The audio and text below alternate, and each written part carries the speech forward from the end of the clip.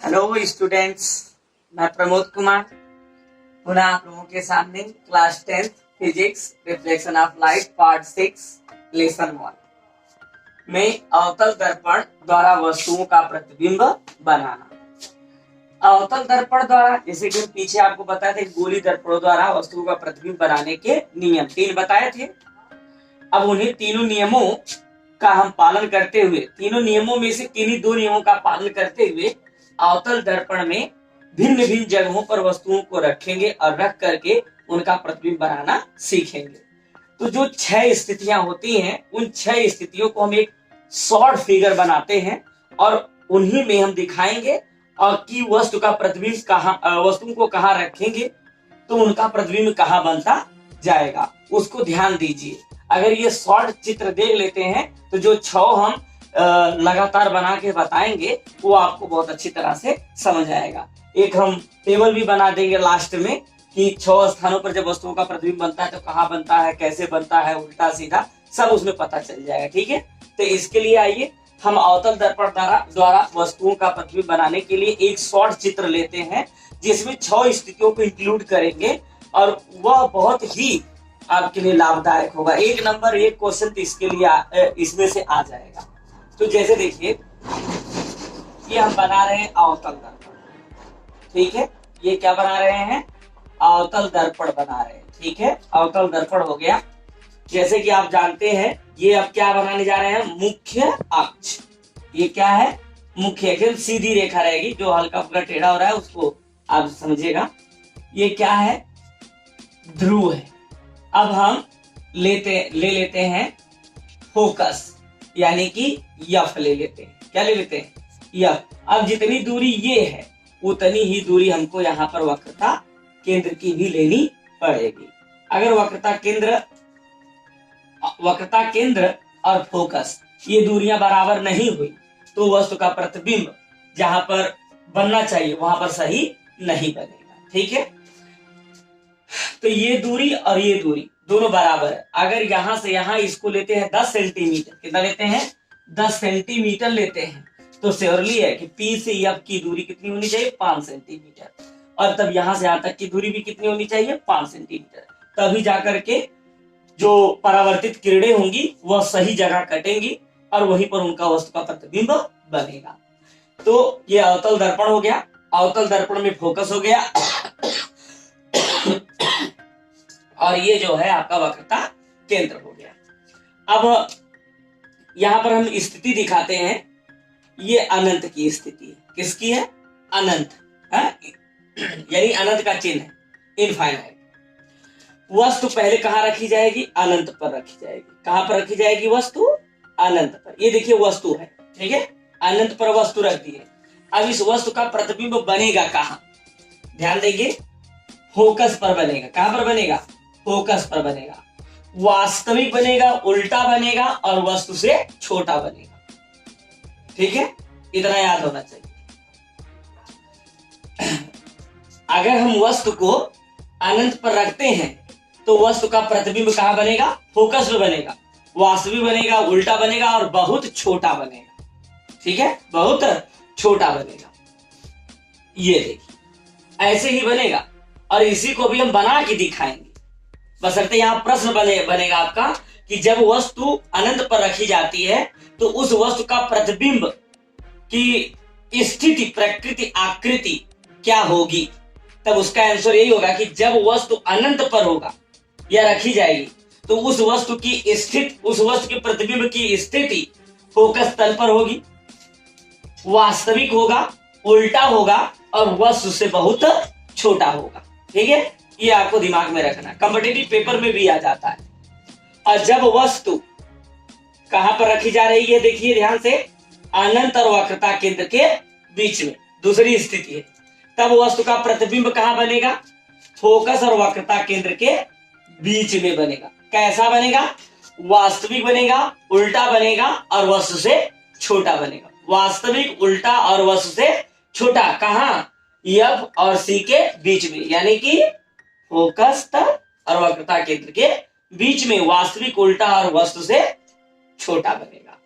और जब वस्तु को तीसरे स्थान पर, यानी कि वक्रता केंद्र पर रखेंगे तो वस्तु का प्रतिबिंब कहाँ बनेगा? खुद वक्रता केंद्र पर ही बनेगा, वक्रता केंद्र पर ही बनेगा, वास्तविक बनेगा उल्टा, वास्तविक उल्टा और वस्तु के आकार का, यानी कि वस्तु के सेम साइज का बनेगा। और जब वस्तु को हम कहाँ रखेंगे? वक्रता केंद्र और यफ के बीच में, वक्रता केंद्र और वस्तु के यफ और वक्रता केंद्र के बीच में रखेंगे तो वस्तु का प्रतिबिंब कहाँ बनेगा? वक्रता केंद्र और अनंत के बीच में, और अनंत के बीच में कैसा बनेगा?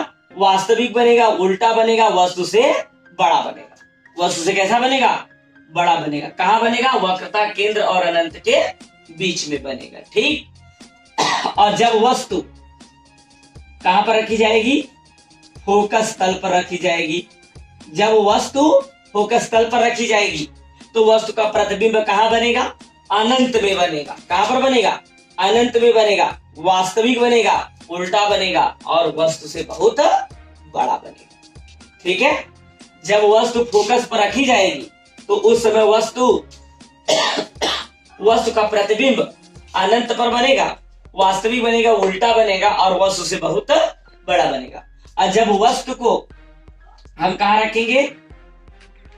फोकस और ध्रुव के बीच में तो वस्तु का प्रतिबिंब कहां बनेगा? दर्पण के पीछे, दर्पण के पीछे, वास्तविक उल्टा, वास्तविक नहीं, आभासी। क्या बनेगा? आभासी बनेगा। देखिए ये डैश डैश करके दे रहा है ना, ये आभासी सीधा, आभासी सीधा और वस्तु से बड़ा ही बनेगा। यही थोड़ा सा जटिल होता है, ठीक है, यही ध्यान में नहीं आता है तो याद रखिएगा, एक बार रिमेंबर करिए फिर से।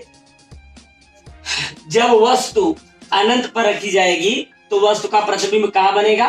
फोकस तल पर बनेगा, वास्तविक बनेगा, उल्टा बनेगा और वस्तु से बहुत छोटा बनेगा। और जब वस्तु अनंत और वक्रता केंद्र के बीच में रखी जाएगी यहां पर, तो उस समय वस्तु का प्रतिबिंब कहां बनेगा? फोकस और वक्रता केंद्र के बीच में, वास्तविक, उल्टा तथा वस्तु से छोटा।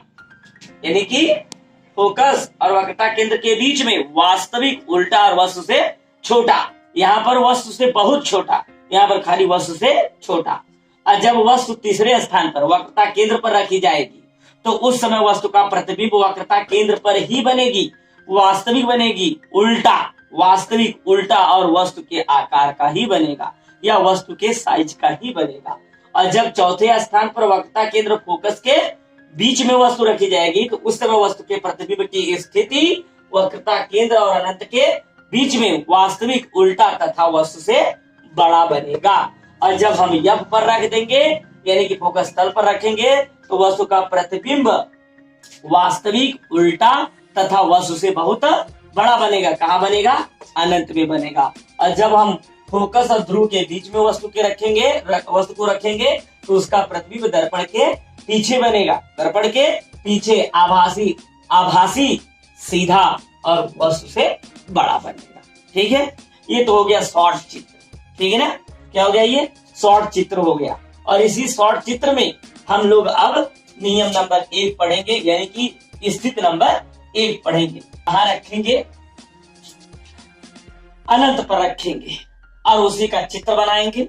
और ध्यान पूर्वक आप देखिए, अगर एक आप चित्र बढ़िया से जान गए तो दूसरा चित्र, तीसरा चित्र, चौथा चित्र जो भी हम बनाएंगे आप उसको बहुत ही आसानी से समझ जाएंगे, क्योंकि यहाँ पर आपको समझा दिया गया है शॉर्ट चित्र लिख करके। ठीक है, अब इसी को हम एक्सप्लेन में देखेंगे।